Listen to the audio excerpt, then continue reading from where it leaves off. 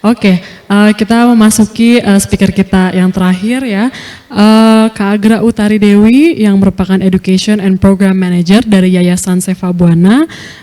Oke, to the last but not least, silakan Kak Agra pada waktu dan tempatnya dipersilakan. Terima kasih Dok Cica, sorry. Oke, selamat sore semua. Mungkin saya yang terakhir sebelum diskusi, jadi kita banyak-banyak nonton aja supaya nggak ngantuk ya.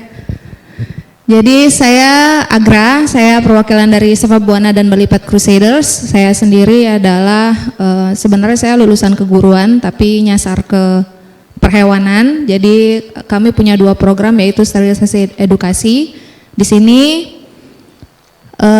kita langsung next aja. Di sini saya akan sedikit bercerita tentang pengalaman kami di Bali sebagai yayasan yang hanya fokus pada sterilisasi dan edukasi saja. Jadi kami tidak punya shelter, kami tidak memiliki program rescue.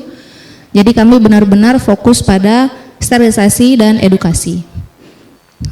Mungkin sudah banyak yang pernah ke Bali atau mungkin semua dari teman-teman sudah pernah ke Bali. Jadi Bali itu pulau yang kecil, indah, tapi anjingnya banyak banget. Jadi anjingnya di Bali itu ada sekitar 599 ribuan menurut data terakhir Juni 2023. Next. Jadi kurang lebih ada setiap 1 kilometer persegi itu bisa melihat sekitar 107 ekor anjing. Saking banyaknya. Jadi sedikit masalah soal kesejahteraan hewan di Bali, terutama hewan domestik, itu kebanyakan betinanya itu tidak dipilih, jadi betinanya dibuang karena memang dipikir bahwa akan beranak-beranak terus di rumah, jadi daripada beranak di rumah mending ditaruh di tempat-tempat umum seperti pasar, kuburan, sekolah atau di jalan aja. Itu juga berlaku jadinya puppy dumping.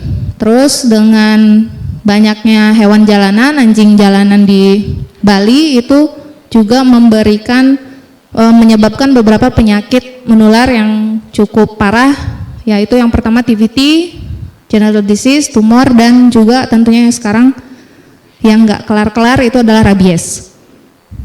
Selain itu juga ada skin disease yang memang jamur, terus skabies, demodex dan segala macam. Setelah 9 tahun kita di program ini, sebenarnya kita juga sadar bahwa kasus-kasus penelantaran di Bali, overpopulasi, penyakit-penyakit yang terjadi, rabies, virus itu source-nya cuma satu, akarnya hanya satu, yaitu overpopulasi. Makanya kita berdiri itu langsung kita paham bahwa kita harus mengisi missing link atau rantai yang putus di kesejahteraan hewan di Bali ini. Di Bali itu sudah sangat banyak ada shelter, rescuer, baik individu maupun komunitas. Jadi kami ingin mengisi kekosongan yang belum ada atau membuat komplit, yaitu dengan sterilisasi dan edukasi yang memang masih belum banyak diambil. Sehingga kita akan complete the circle dan meningkatkan kesejahteraan hewan di Bali itu bersama-sama. Next. Ya, organisasi kami itu berdiri tahun 2014 sebagai komunitas, terus 2016 baru sebagai yayasan. Fokusnya memang hanya untuk anjing dan kucing. Selebihnya bisa dilihat di Instagram kami @sevabuana atau @balipat crusaders. Next. Jadi misi utama kami itu adalah dog population management, jadi manajemen populasi anjing dan kucing sebenarnya, dan juga meningkatkan awareness di kalangan pemilik hewan. Kalau di Bali itu hampir semuanya memiliki anjing atau kucing. Jadi kami sebagai orang Bali itu kami tumbuh dengan anjing gitu, nggak bisa kalau di rumah itu nggak ada anjing tuh nggak bisa. Jadi cuma cara perawatannya yang memang kadang belum sesuai standar, atau misalnya kalau ada standar itu masih belum sampai gitu. Jadi di sini kami dengan edukasi dan sterilisasi kami ingin meningkatkan kesejahteraan hewan tersebut bersama-sama dengan masyarakat Bali juga. Next. Oke, ini education program kami. Jadi kami sering berkunjung ke sekolah-sekolah dasar. Jadi pertama kami berkunjung itu memperkenalkan 5 kesejahteraan hewan kepada anak-anak sekolah dasar, SMP, SMA, sampai universitas.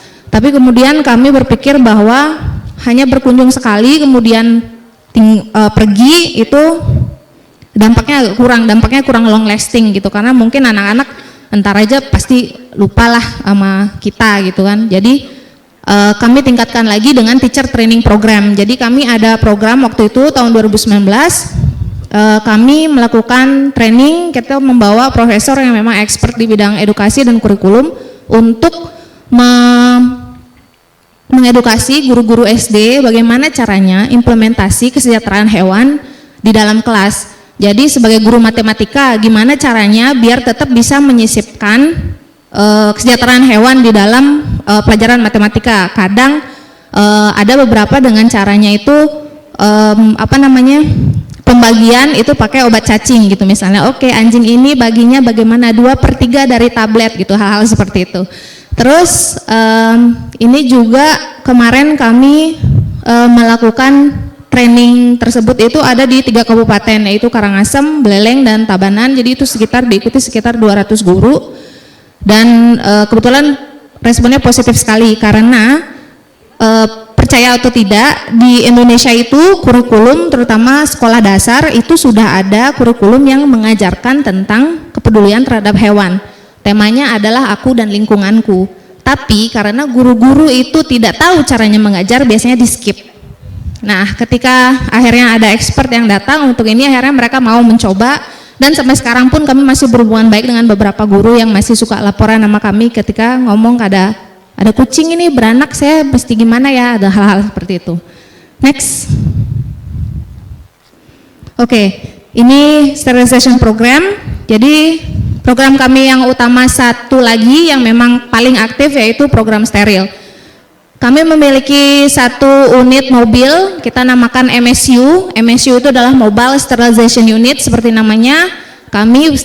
Kita mobil steril keliling. Jadi kita kasarnya membawa klinik ke daerah-daerah terpencil yang tidak memiliki akses klinik, tidak punya akses ke dokter hewan untuk mensteril anjing kucingnya. Karena memang di Bali tidak mungkin memang kalau di perkotaan memang ada banyak klinik dan dokter hewan, tapi semakin ke desa biasanya lebih banyak ada mantri atau juga dokter hewan yang masih belum terbiasa untuk melakukan sterilisasi. Next. Oke, jadi ini biasanya setup kami biasanya melakukannya di Banjar-Banjar atau kayak pusat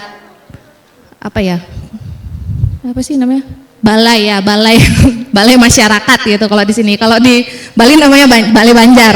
Jadi Banjar biasanya kita akan izin ke desa itu pun juga dengan izin dari Dinas Pertanian Kabid Keswan masing-masing dan juga dengan PDHI.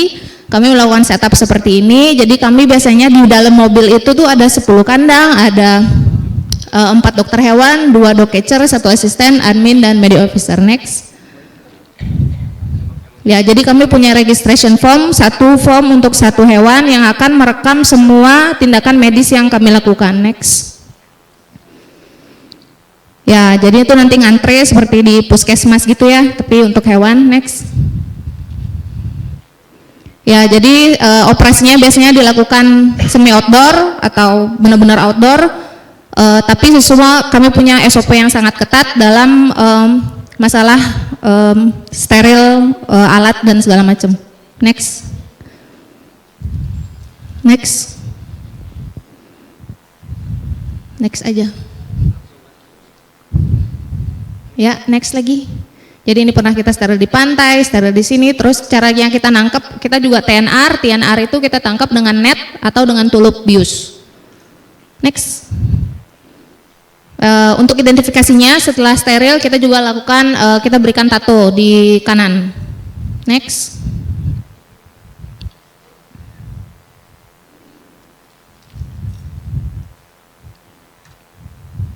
Oke, jadi setelah operasi selesai kami juga menyediakan post oral medication, jadi obat antibiotik dan anti radang untuk 5 hari ke depan. Jadi bagi mereka yang punya owner, bagi anjing-anjing atau kucing yang punya owner yang tidak mampu yang kami tolong, itu bisa memberikan obatnya pasca operasi dan juga memberikan emergency number in case ada jahitannya terbuka atau ada komplikasi setelahnya, biar bisa kami tangani lagi. Next. Untuk street dog and cats ini bisa di play videonya, tolong. Jadi untuk TNR setelah benar-benar sadar, kami lepaskan lagi seperti ya TNR pada umumnya. Sepertinya itu video yang ini di Ungsan kalau nggak salah.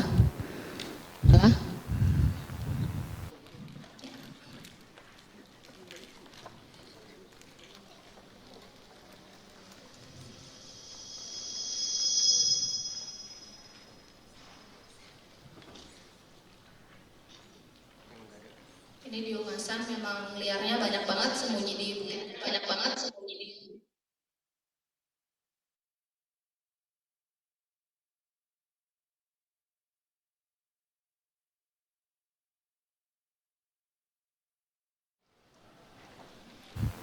Next aja ini. Oke, kerjasama itu adalah kunci ya. Jadi karena kami memang salah satu yang paling aktif melakukan sterilisasi, kami bekerja sama dengan sangat baik dengan Dinas Pertanian Kabid Keswan yang juga selalu mendampingi dalam vaksinasi rabies. Jadi setiap kita melakukan steril massal, Dinas akan datang untuk melakukan vaksinasi rabies. Begitu juga dengan shelter dan rescuer individu yang bisa kami tolong untuk sterilisasi sehingga chance untuk adopsi anjing-anjing mereka lebih besar. Next. Kerjasama dengan kita bisa juga. Next.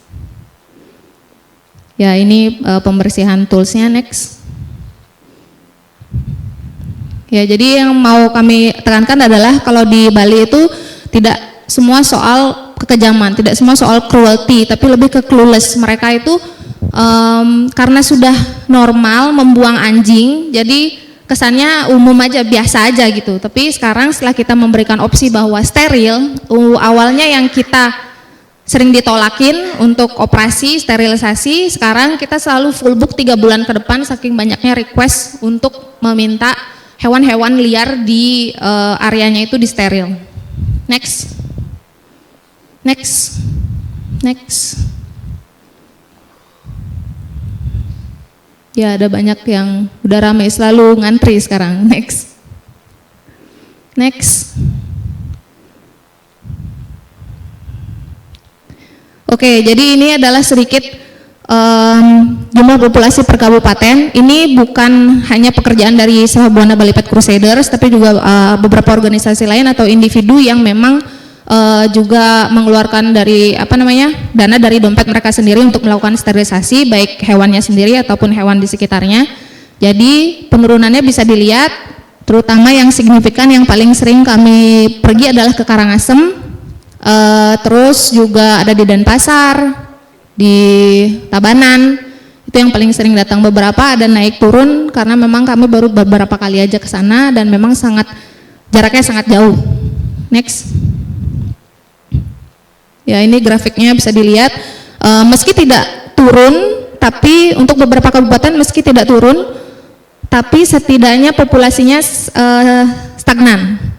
Itu untuk sterilisasi, karena ketika pandemi 1 tahun kami vakum, tidak bisa bergerak karena PPKM, dari populasi anjing yang hanya 500-an, stabil 500-an, itu naik sampai 640 ekor dalam 1 tahun.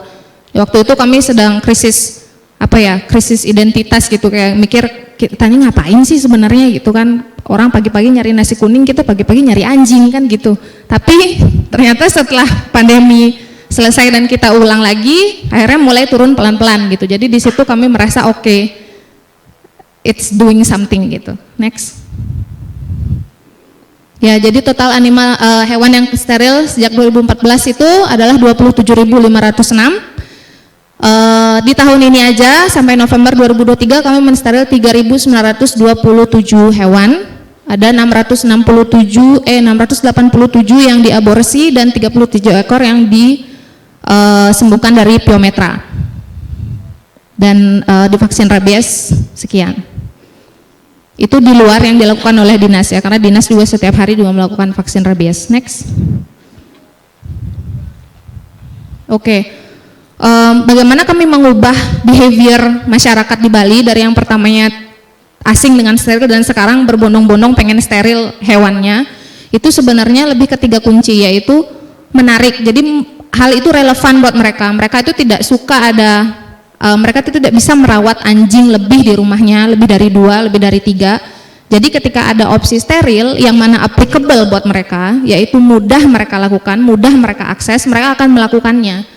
Terus itu juga relatable, jadi mereka sangat relate bahwa oh iya banyak banget ada anjing, oh iya berkelahi dia di depan kalau nggak di steril. Jadi banyak hal-hal yang bisa mereka hubungkan dengan kejadian sehari-hari, dengan di lingkungan mereka. Jadi itu membuat mereka bisa berubah seperti ini gitu. Jadi meski changing human behavior memang agak sulit dalam jumlah yang besar, tapi ketika kita pergi ke desa-desa, komunitas-komunitas kecil, itu mereka mulai melihat bagaimana tetangga mereka yang anjingnya disteril itu ternyata lebih bagus, lebih sehat. Ketika awalnya mereka menolak dan ketika datang lagi mereka sudah antri paling depan akhirnya.